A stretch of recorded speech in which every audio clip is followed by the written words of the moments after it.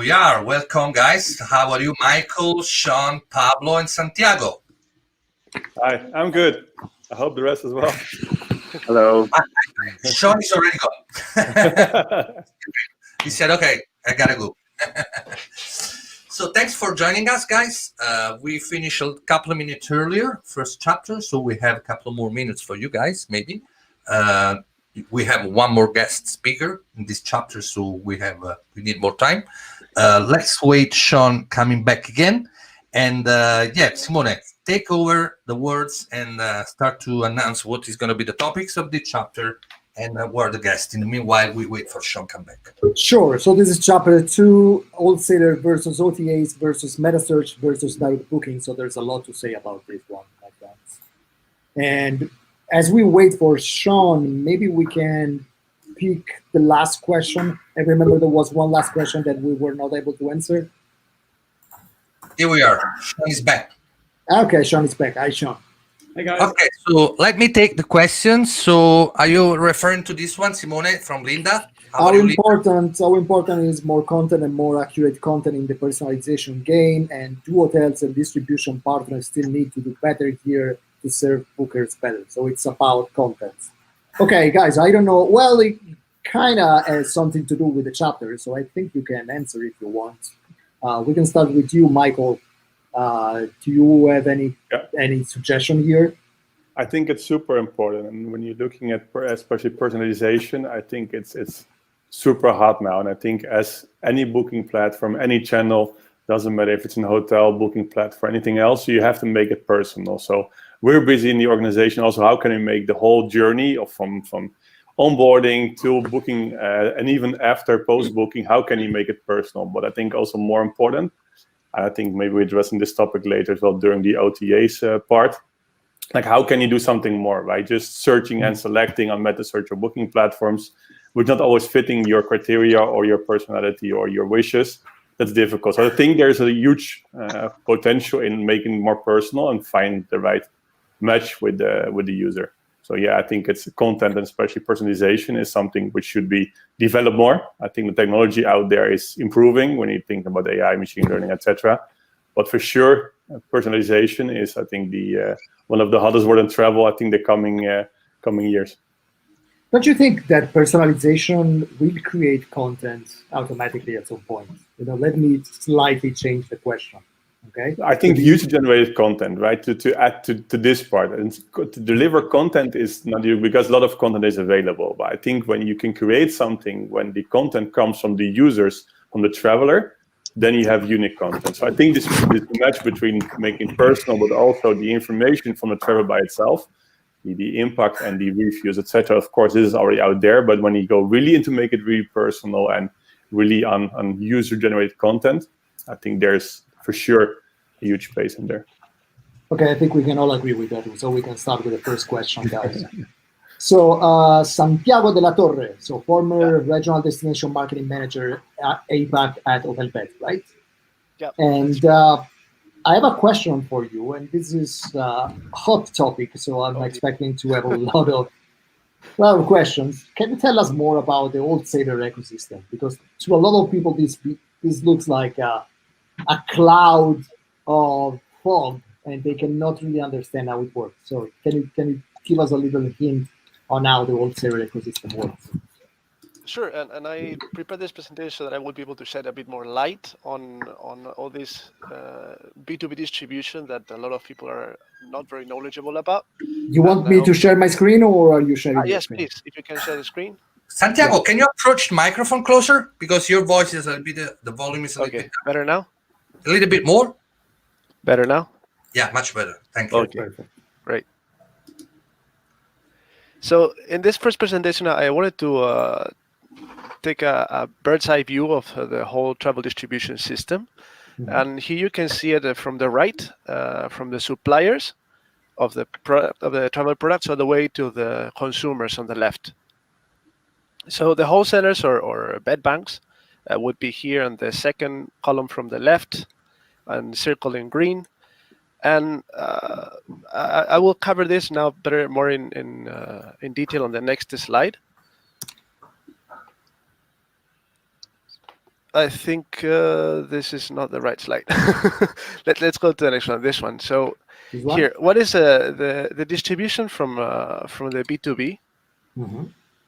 I see a lot of Specifically- arrows already. Yeah. So here you can see that the bed bank is at the center. So it's getting the products either directly from the suppliers or from a DMC that they have contracted with suppliers, or from other bed banks. So that's the first step. They're getting the product from the suppliers, other bed banks, or DMCs.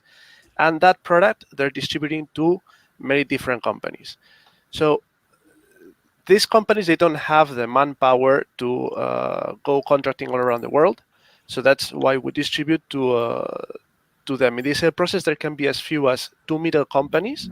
As you can see, there be suppliers, bed bank, and a travel agency, let's say, and all the way up to 5 different middlemen. So it can be a suppliers of accommodation selling it to a DMC that is selling it to another bed bank that they're buying it, another bed bank is buying it from them, and then selling it to an airline, and from the airline goes to an end consumer. So as you can see, there's a lot of intermediaries in this process, and the cost of distribution is quite high, but in many cases very similar or even lower than those of an OTA. And if we go back to the previous slide, so what is really a travel wholesaler or a bed bank? So That's a $1 million question.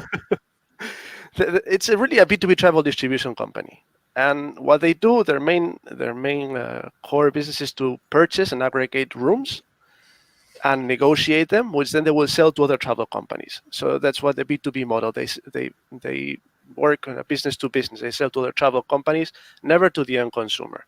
And these travel companies can be travel agencies, OTAs, tour operators, airlines, you name it. Any company that wants to buy travel, they supply it. And we can really divide them into 2 categories, geographically speaking. One is the global bed banks, such as Hotelbeds or Webbeds, which is now a conjunction of many different brands like Sun Hotels, DOTW, Jack Travel, Total Stay.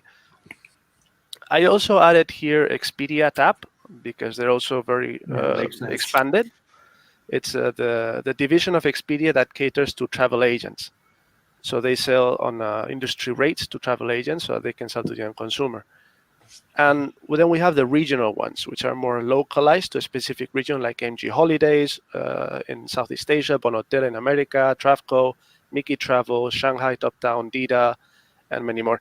And if you notice, I've put here a Ctrip in a category by itself, because I think that it's just a whole different animal. Yeah. So Ctrip is a whole different animal because it is an OTA that is also a bed bank and an aggregator all in one.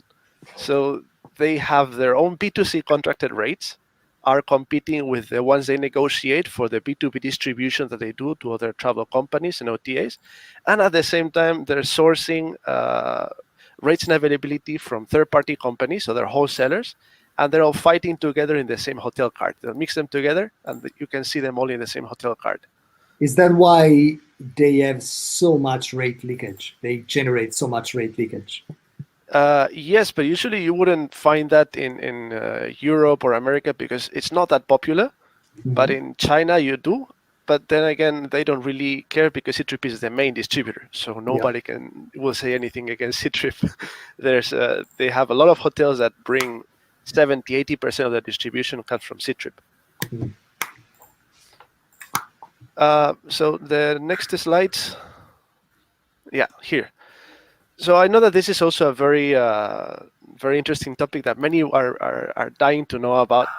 So this is how the pricing works on B2B environment, and I'm comparing it versus B2C. For many, when they distribute a room through B2C, you know that you're putting a rate that is... sorry, I'll go back. On the B2C, it's on the retail commission model. So they have a commission. They charge a commission per sale. And the hotel supplies a dynamic rate that changes and fluctuates daily or even hourly. So let's just say that this hotel is pushing a dynamic rate of 125 euros. The average commission is 15%, and the selling price for the end consumer is 125 euros. It's very clear in this case. But when you're going to the B2B distribution, they don't operate on a commission level, they operate on a merchant model. So in the merchant model, there are two types of rates that can be supplied to a bed bank. Either static rates, the ones that are fixed and pre-agreed for a specific period of time, and then you have the dynamic ones, which are very similar to, they're exactly the same to the ones that the B2C are getting, like the OTA. Let's put an example that the static is pushing a rate of 100 euros. This one is already net. There's no commission, there's no nothing. It's 100 euros, that's the price that we're paying the hotel. On a dynamic environment, we're getting pushed a rate that already has, it's the final rate. So we need to deduct and convert it into a net rate. Usually the margins are 20 to 25%, or the deduction that we make from the gross rate that we're given. So you see that the net rate ends up being the same, 100 euro, 100 euros. Now, the next step after we get that rate is the bed bank will put a markup. That is like their commission, what they will earn. Yeah. It's an average industry of 10%. So it'll end up being 110 euros each. And then that rate is sold to the third-party company. The third-party company buys it as 110 euros and puts another markup. That can be 10, 15%. And that makes up for the difference until 125 euros. Now, I understand that it's not always 125 euros, but that is because it's at the discretion of the buyer, what pricing they want to put and sell at. We leave them enough margin so that they can have a healthy benefit. And on top of that, those that have a connectivity and have technological advance, the bed banks can share what is the recommended selling price. So what will be the final price? It is shared with them. This is the rate that you're buying, and this is the rate that you should be selling at. Now, what they do with that information really is up to them later. So this is how the pricing goes, and the different steps and the different markups that each company puts. It's incredible that after many years, I still get confused. I hope that this makes it a bit clear. Well, I think the confusion starts when it comes to, especially when it comes to the static model, when you have more than one travel agency involved, right? Right. So when the bed bank is selling to a travel agency is selling to another travel agency, or the travel agency is cutting the margin so that you have this rate leakage. So I think this is where the situation is dire. Right. But like Pablo was saying, is just the travel industry is so fragmented. It's incredibly fragmented. We're talking that a bed bank can be connecting a hotel to over 60,000 different travel companies worldwide. Yeah. So, and if we're following the market rule, then each one wants to get advantage over the other one. Same as all the hotels in one city. Let's say all the 4-star hotels don't price themselves at the same rate because they want to get an advantage over the other, and they're looking at what the rate each one has and trying to get more business. So the same happens with the sellers of travel. They want to get an advantage and they want to be more prominent in the market. They want to make their money to pay for their expenses, and that's where it happens that they reduce pricing. But why are price and availability so fundamental for the B2B distributor? And this is like in any market. You have a price, you have a business, and you want to make profit and money.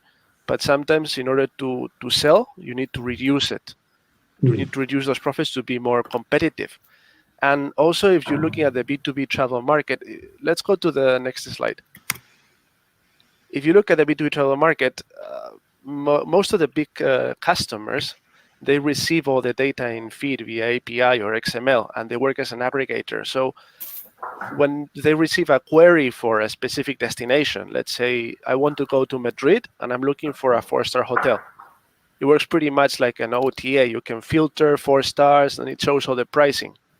In this case, the one that is the cheapest 4-star in that destination will appear on top. Yeah. And that will be the cheapest room and the cheapest 4-star hotel. So having that cheaper price makes them gives them more added visibility, and there are higher chances of sale. So there is always that desire to appear on top, to offer that cheaper price, because you're guaranteed that's going to have a lot of sales. And then a better rate for the competitors, even if it's 2 cents cheaper, it equals more sales because you will appear on top. If you're competing for the same hotel being distributed from different distributors, let's say that the airline is getting fed rates from 3 different wholesalers. Okay, that makes total sense. The one that it has the cheapest rate is the one that will get through. So the airline will sell the one that has the cheapest rate. And that makes that you make the sale. So cheaper price and more availability makes increased sales. The cheaper rates you get and the more availability you're able to supply guarantees the sales. So that's why there's this fight always for rate and availability. And also we have this fight with the public channels, because then again, if someone goes to a travel agency, let's say I want to go to Miami, I want to book a trip to Miami, and I am in South Africa. I've never been to Miami. I go to a travel agency, I ask for a quote, they plan the whole travel for me. And what is the first thing that I do? I go back home and I start researching the hotel that they gave me. And then I go on TripAdvisor or I go on Trivago. Hey, how come this rate here is cheaper on Booking.com or in Agoda or in Expedia? So I already have the whole trip planned. Yeah. It's so easy to just go and cancel the whatever I had at the travel agency and book everything on my own. So they need to have that added service and added incentive, the travel agencies, to be able to provide competitive rates. The moment that they are not.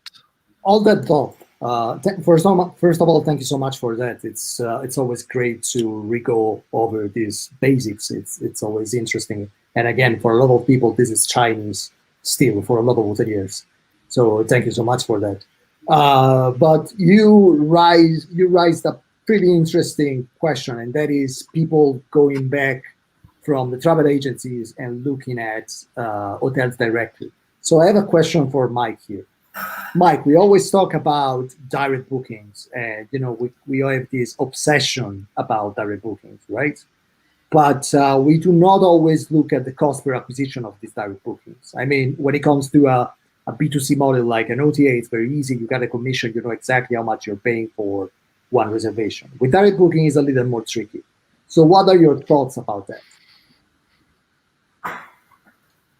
Yeah, what we actually build is actually something in between. So yeah, for many people, looks like we're an OTA, but actually we're facilitating direct reservation. I think that's you told me you're a good OTA, right? Once you told me you're a good OTA.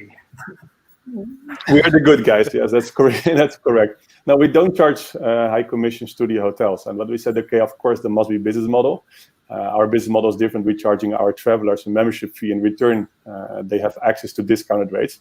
So when you're looking at the way we are working, we connect directly with the hotels. We could work also with wholesalers, would make our life much easier, but only on a short term. So what is okay, we work directly with the hotels, but also actually facilitating direct reservations, which means if a traveler books on our platform, he actually book directly. He pays directly to the hotel. The hotel receives also his contact details. If there's any questions, they can interact with each other. So actually, we replace actually the kind of the OTA procedure with charging the guest, which in this case for hotels who want to increase direct reservations, we help them. And also what we did actually, and that was your question with the acquisition cost, I fully agree, it's really difficult to acquire members. In our model, what we said, we have a subscription model, which means people become a member of our platform, they become loyal to us, which means we have to acquire the member once. As soon as he's on our platform, we can actually start a relationship with this guest. And I think that's really important that you're starting as a platform, a relationship with someone. So actually, the question was related to the acquisition. We have acquisition once. When the other OTAs keep investing, you see Booking.com constantly and Google, etc. So they keep investing in acquiring members. When you said, okay, we have to do it once, turning into a member. We also work a lot with partners who are just actually helping us with getting more members on board. And since then, actually, we can really create a relationship between them. Because we have a members platform, we also, the prices are not in public. So in this case, there's no rate parity clauses in case a hotel is giving a better price. So actually, we combine a lot of problems in the market, which is the hotels want more direct reservations. They want to avoid rate parity issues with the OTAs, high acquisition costs. So we actually combined all those things together into the model we have.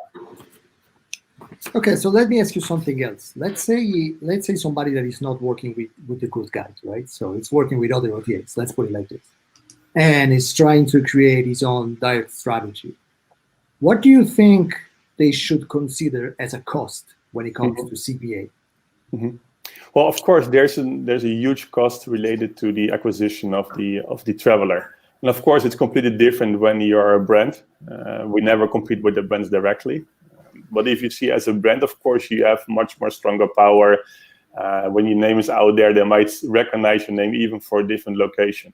I think for single or small hotels or single-owned hotels, etc., it's much more difficult because they're not able to build a name quickly, which is really difficult. So of course there's acquisition cost, and of course there's always the comparison. Okay, how much do I pay to an OTA? Do I pay 15% to an OTA?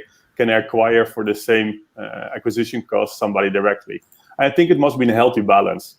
I don't say you have to stop completely with the OTAs. I don't say you have to stop with the wholesalers, but I think it's more important to have a healthy balance. And if you can get more direct reservations because you have a relationship or you're doing your excellent reviews on TripAdvisor, well done. I think that's the way they should acquire direct members. I don't say they should invest a lot of money in Google AdWords to acquire direct bookings because we know how expensive this is. But if they can get direct customers because they have a relationship, it's a returning customer, etc., yes, well done. And we all say, but there must be a healthy way of distribution. I think that's how it was in the past. When you're looking at I would say we are the good guys. When I look at the bad guys, for example, when the duopoly is out there, it was not healthy. So I think when there's a more healthy balance, distribution balance in OTAs, in other partners, if it's wholesalers, if it's directly B2B, etc., I think then you get fair pricing. So I do believe, yes, directly is important, but also be realistic as a hotel. Are you able to get direct customers? And then I, of course, recommend to you start using us because there's zero acquisition costs by getting bookings from our side. At the end of the day, it's all about profitability, right? Yeah, correct. Yeah. And in this case, that's why we said, okay, with every booking on our platform, I don't want to make too much promo about us, but if you just every booking which you made on our platform, bring them more revenue because they don't pay a high commission. They have to give some discount to a guest. So they normally pay 15%, for example, to an OTA as acquisition. They're giving, for example, 5% as a discount to our members. The other 10% goes into their pocket. So it's a win-win for both of them. So it's a fair way. Makes sense. Sean, let me ask you something. So we talk a little bit about OTAs, right? And for the last 15 years, I would say, we had this duopoly of Expedia and Booking. But now we have new players coming in the market, mainly I'm talking about Google, for example. And we all know, for example, that according to Expedia, their own major competitor now is no longer Booking, is Google, right? And so do you think the OTA model as it is today is still viable, or it's something that is going to fade and will turn into something else, like a SaaS model or a loyalty program, something like that? Yeah, no, it's a great question. And well, first of all, thank you very much for the time today. It's a pleasure to be with you. Yeah, look, I'm not sure if it's helpful. I thought I might share my screen because I think I'm sharing your presentation right now. A survey. Okay, great. So yeah, no, this is not my one. I'm not sure who owns this particular one. Sorry. No pressure, Simone. But as you're bringing it up, this is a survey we completed just a couple of weeks ago, in fact, of between 400 and 500 revenue managers. And really what we were trying to do is get a sense of current sentiment in terms of what's happening in the industry, but also how they're thinking about dealing with this particular challenge, right? Because I know the topic of this particular chapter is, the battle between, based on price and availability. I think what we're seeing is that it's really difficult to continue that fight through this period because demand is so low, and it's critical that you develop a deliberate strategy based on where you can see the demand originating from. And so I'm not sure if you have the slides. Yeah, can you see my screen? I can't. Enzo, can you share my screen?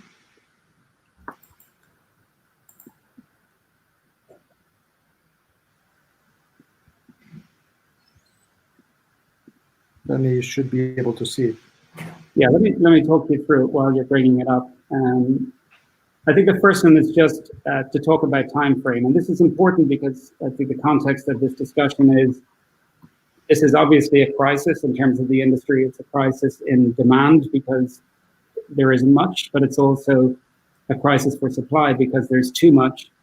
But it also presents an opportunity. What we found was that most of the revenue managers and distribution people we surveyed, they were looking at least a year disruption, if not further. And so there are definitely some glass half full, maybe hopeful individuals that see it recovering the first half of next year.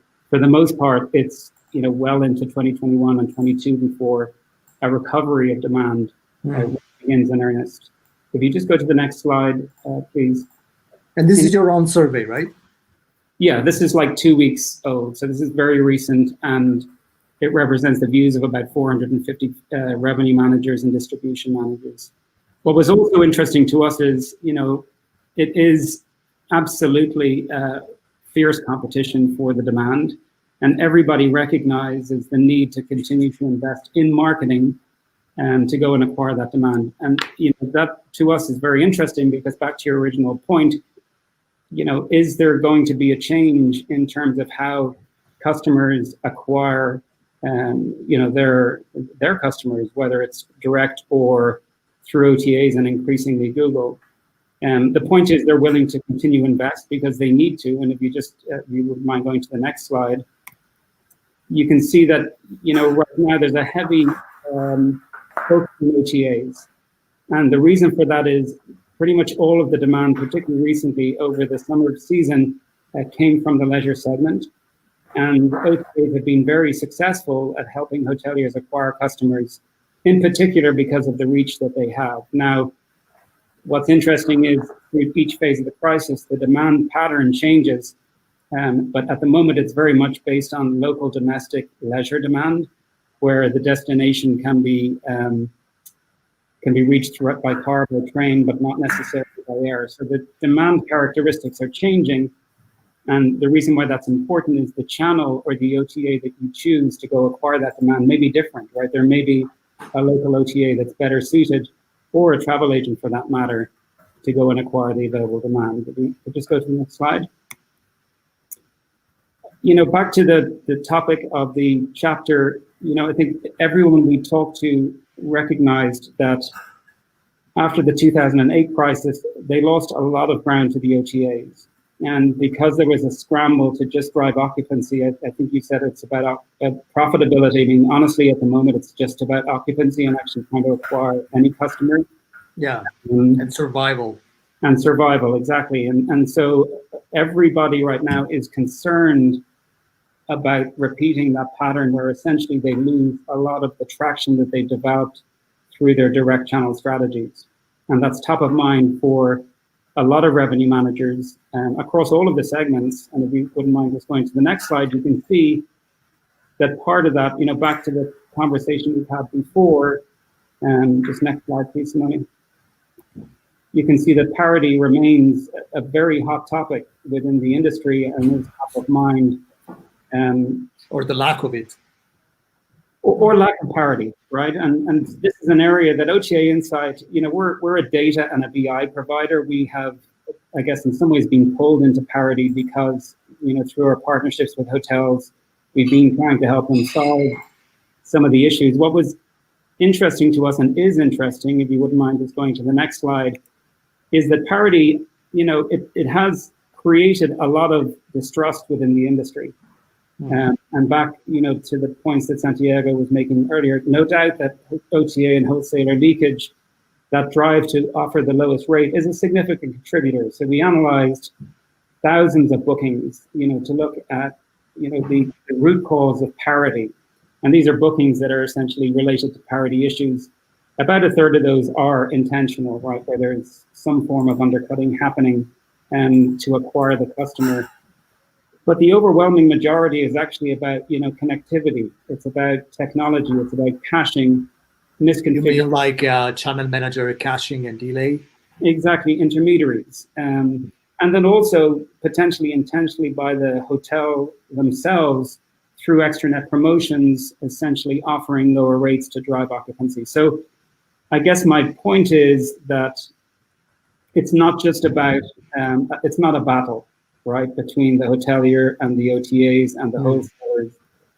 You know, I think that if you look at the horizon for this crisis, you know, assuming it's going to be 12 to 18 months before we see demand return to, you know, previous levels, we anticipate that the shape of the demand is going to shift. And I'm not sure if there's a last slide here, but, you know, the point we would like to make is, one, hoteliers need to understand where demand is coming from, okay? And so if in the last 3 to 6 months, it's been domestic leisure segment, that's obviously starting to decline as the summer season is passed, schools resume, etc.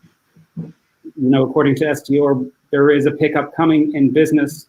We see that in North America, and we anticipate that coming back as public policy evolves in Europe and people are freer to travel across borders, etc. So there will be a pickup in other segments. You need to choose your strategy, OTA, wholesaler, agency, dependent on how you decide to go and acquire that demand. It really isn't a one-size-fits-all. There are tools now available where you can look at other data to understand where the demand is evolving from, looking at search data, flight information, etc. There is no historical precedent. You have to look hard. The second point is, you know, parity is not just about, you know, the wholesaler. It is about your complete relationship with your distributors, including the process, the communication, the technology between them. We've been working with hoteliers and with wholesalers and intermediaries, and about 2 weeks from now, we're going to launch a certification program to essentially establish a common understanding across those partners around what true parity means and what best practice looks like. So it isn't all about intentional undercutting. There is definitely opportunity looking for hoteliers to really work on and improving their distribution partnerships through this period, right? So I know it's a crisis, but out of that crisis, there is an opportunity to improve their distribution landscape. I don't remember who said never let a crisis go to waste. That's exactly right. But yes, exactly. Okay, great. Thank you so much for that. So, Pablo, we talk a little about wholesaler. We talk a little about direct. We talk a little about OTA.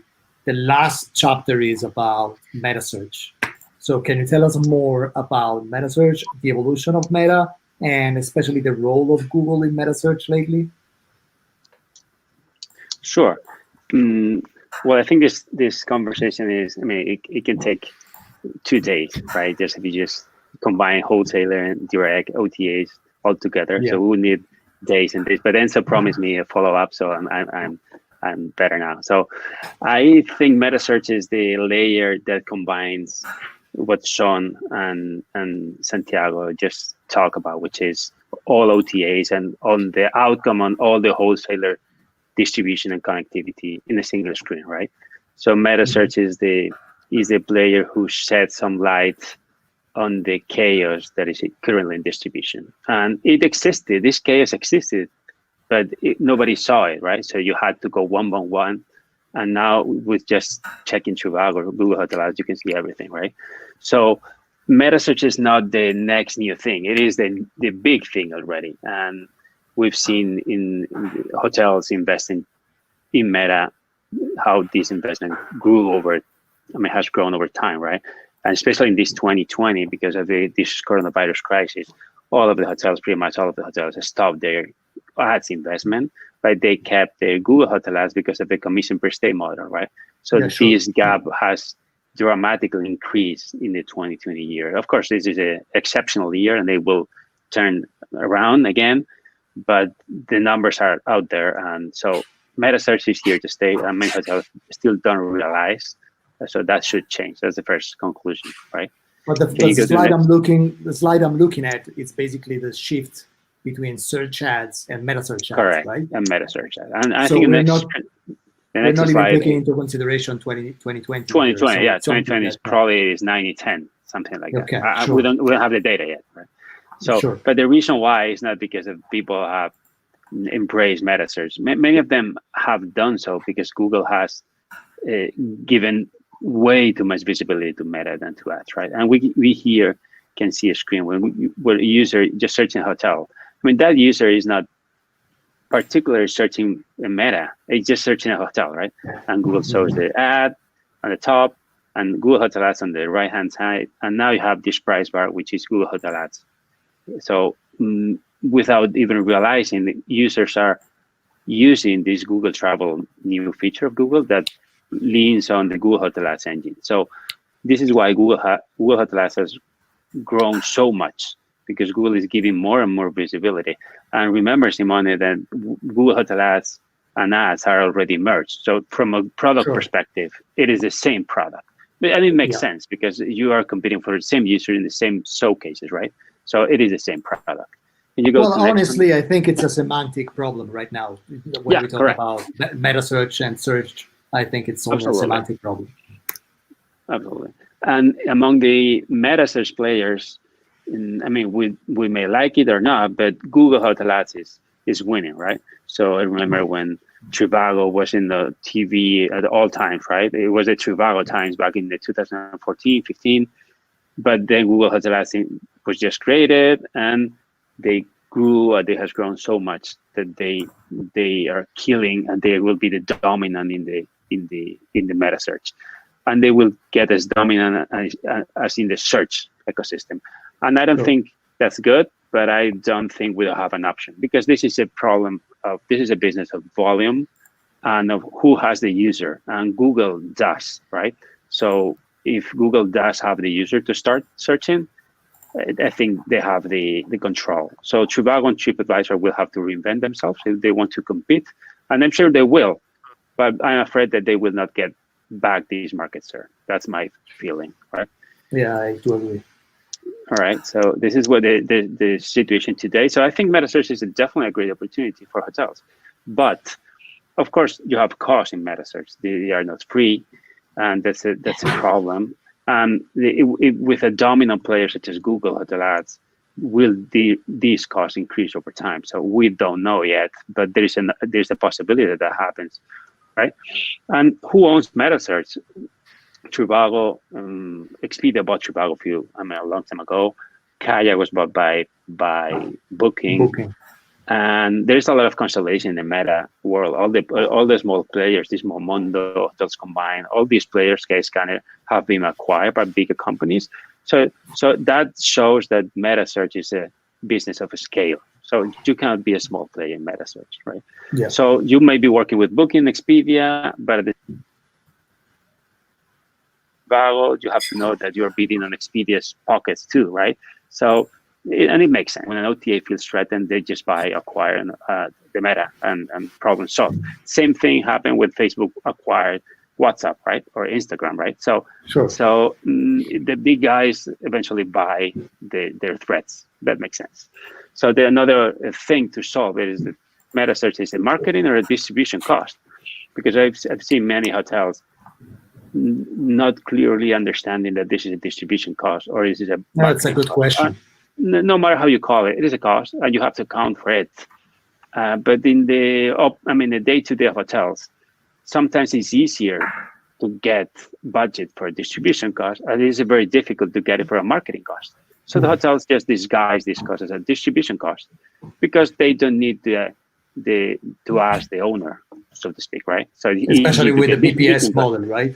Exactly, especially with the commission model.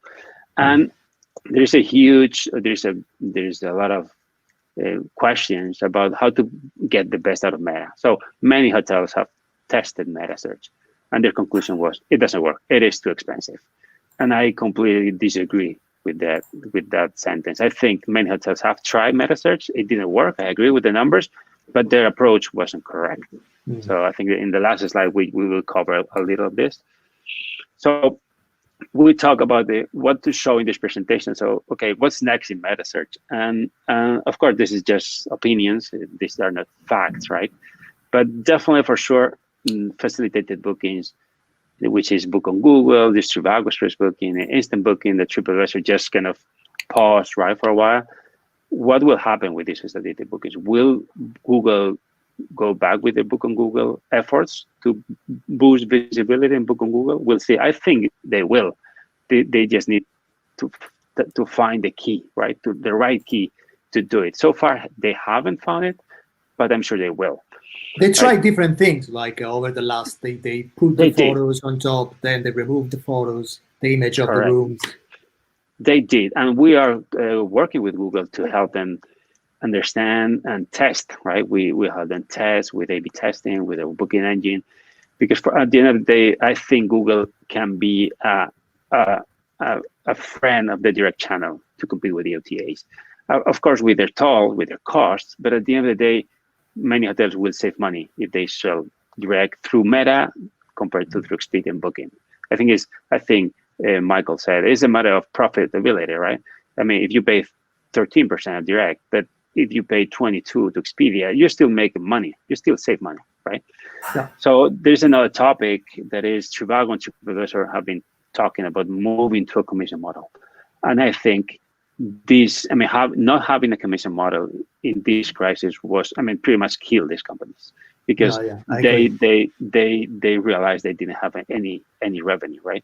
So they are definitely moving to commission models. The question is how they were going to do it. It's going to be a commission per conversion, a commission per stay, which is net after cancellations. Remember, the cancellations are still very high, around 30, 40, 50%, depending on the destinations.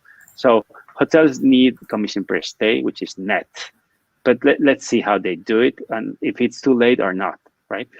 And another question arises when two commission models live at the same time. Because if you, with the user being omni-channel, right, just clicking around everywhere, probably you get bookings that the user has clicked in all the Metasearch. And if the three Metasearch are in commission models, you may end up paying 60% commission for a booking, which is 20, 20, and 20, or 30, right? 10, 10, and 10. And that may be dangerous. So I think the distribution model will play a huge, a very critical role. And we don't have that solved yet. We'll have to work a lot in there, right? But that has been the same problem with search as well. How can you say but if somebody goes CPC? There's a sure. huge difference in CPC and CPA, because CPC you already have the cost, right? And no matter, you have a cookie of 30 days, so you have already the cost. And I agree with you that you should have a view of all the costs compared with all the revenues. But in a commission model, you have to decide who you're going to pay the commission to. Sure. And the three of them may claim the reservation is theirs, right? So I think it can get difficult, right?